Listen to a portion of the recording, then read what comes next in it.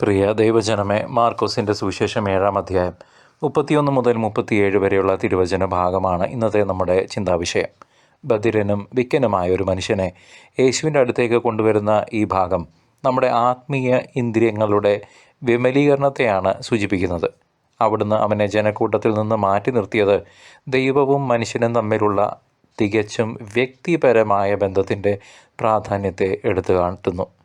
നിന്നെ, എന്നെ, മകനെ, മകളെ എന്ന് പേര് ചൊല്ലി വിളിക്കുന്ന ദൈവത്തിൻ്റെ വേറൊരു മനോഹരമായ എപ്പിസോഡാണ് നാം ഇവിടെ ദർശിക്കുക. തൻ്റെ വിരലുകൾ അവൻ്റെ കാതുകളിൽ വെച്ചും ഉമിഞ്ഞുകൊണ്ട് അവൻ്റെ നാവിൽ സ്പർശിച്ചും യേശു കാട്ടിയത് ദൈവം നമ്മുടെ ബലഹീനതകളിൽ എത്രമാത്രം ആർദ്രമായി ഇടപെടുന്നു എന്നാണ്. എഫാത്ത അഥവാ തുറക്കപ്പെടട്ടെ എന്ന ആ സ്വർഗീയ കൽപ്പന പാപത്താൽ അടഞ്ഞുപോയ മനുഷ്യഹൃദയങ്ങളെ തുറക്കാനുള്ള ആഹ്വാനമാണ്. പിതാവായ ദൈവത്തിൻ്റെ വചനം കേൾക്കാനും അത് ലോകത്തോട് പ്രഘോഷിക്കാനും നാം ആദ്യം ക്രിസ്തുവിൻ്റെ സ്പർശനത്തിന് നമ്മെ തന്നെ വിട്ടുകൊടുക്കണം. ആ മനുഷ്യൻ്റെ കേൾവി തിരിച്ചു കിട്ടിയപ്പോൾ അവൻ ദൈവത്തെ സ്തുതിച്ചതുപോലെ നമ്മുടെ ജീവിതത്തിലെ തടസ്സങ്ങൾ നീങ്ങുമ്പോൾ അത് ദൈവ മഹത്വത്തിനായി മാറണം. വിശ്വാസത്തോടെ അവിടുത്തെ പക്കൽ അണയുന്നവർക്ക് ഇന്നും അത്ഭുതകരമായ വിടുതൽ നൽകാൻ കർത്താവ് സന്നദ്ധനാണ്.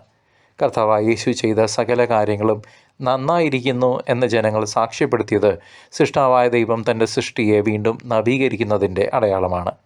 ബധിരനായിരുന്നവൻ കേൾക്കുകയും വിക്കനായിരുന്നവൻ സ്പഷ്ടമായി സംസാരിക്കുകയും ചെയ്തത് ഒരു പുതിയ ആത്മീയ യുഗത്തിൻ്റെ ആരംഭമായിരുന്നു. സഭയുടെ കൂദാശകളിൽ, പ്രത്യേകിച്ച് മാമോദീസയിൽ, നാം ഇന്നും ഈ എഫാത്ത പ്രാർത്ഥനയിലൂടെ ദൈവവചനം സ്വീകരിക്കാൻ പ്രാപ്തരാക്കപ്പെടുന്നു. നമ്മുടെ ദൈനംദിന ജീവിതത്തിൽ ലോകത്തിൻ്റെ ബഹളങ്ങൾക്കിടയിൽ ദൈവസ്വരം തിരിച്ചറിയാൻ കഴിയാത്ത വിധം നമ്മുടെ ആത്മീയ കർണങ്ങൾ അടഞ്ഞു പോകാറുണ്ടോ എന്ന് നാം ചിന്തിക്കണം. സ്നേഹത്തിൻ്റെ ഭാഷ സംസാരിക്കാനും സത്യത്തിന് സാക്ഷ്യം വഹിക്കാനും ക്രിസ്തുവിൻ്റെ കൃപ നമ്മെ ശക്തിപ്പെടുത്തട്ടെ.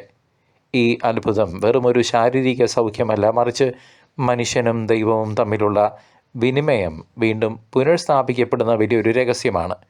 നമ്മുടെ ബലഹീനതകളെ കർത്താവിൻ്റെ കരങ്ങളിലേക്ക് സമർപ്പിക്കുമ്പോൾ അവിടുന്ന് നമ്മെ പുതിയ സൃഷ്ടികളാക്കി മാറ്റുന്നു. വിക്കില്ലാതെ ദൈവത്തെ സ്തുതിക്കാനും കർത്താവിൻ്റെ അത്ഭുതങ്ങളെ ലോകത്തിന് അറിയിക്കാനും നമുക്ക് ഈ വചനത്തിലൂടെ പ്രത്യാശിക്കാം. എല്ലാ കാര്യങ്ങളും നന്മയ്ക്കായി ക്രമീകരിക്കുന്ന ദൈവത്തിൽ നമുക്ക് പൂർണ്ണമായി ആശ്രയിക്കാം. പിതാവിൻ്റെയും പുത്രൻ്റെയും പരിശുദ്ധാത്മാവിൻ്റെയും നാമത്തിൽ നിങ്ങളെല്ലാവരും സമൃദ്ധമായി അനുഗ്രഹിക്കപ്പെടട്ടെ, ഇപ്പോഴും എപ്പോഴും എന്നേക്കും.